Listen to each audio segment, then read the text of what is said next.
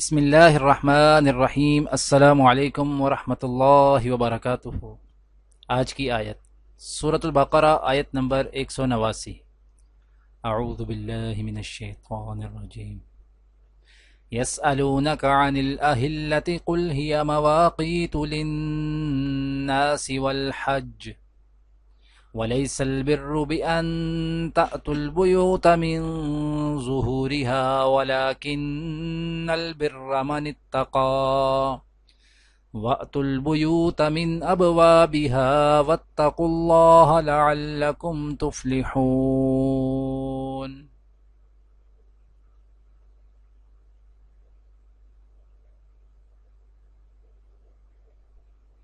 لوگ آپ سے نئے مہینوں کے چاند کے بارے میں پوچھتے ہیں، آپ انہیں بتا دیجئے کہ یہ لوگوں کے مختلف معاملات کے اور حج کے اوقات متعین کرنے کے لیے ہیں، اور یہ کوئی نیکی نہیں ہے کہ تم گھروں میں ان کی پشت کی طرف سے داخل ہو، بلکہ نیکی یہ ہے کہ انسان تقوی اختیار کرے اور تم گھروں میں ان کے دروازوں سے داخل ہوا کرو اور اللہ سے ڈرتے رہو تاکہ تمہیں فلاح حاصل ہو۔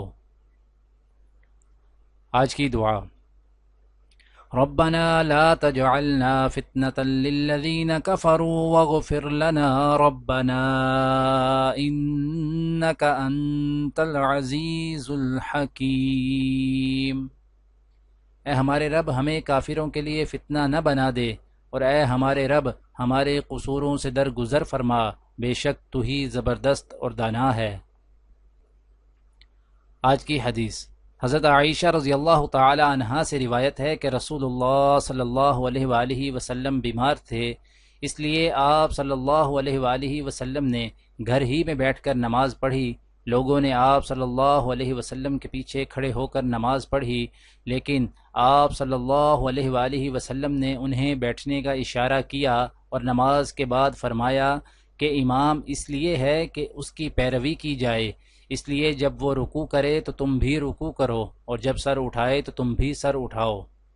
دعا ہے کہ اللہ تعالی دنیا اور آخرت کی تمام بھلائیاں عطا کرے، عمل کی توفیق دے۔ سبحان ربک رب العزت عما یصفون وسلام علی المرسلین والحمد للہ رب العالمین، آمین۔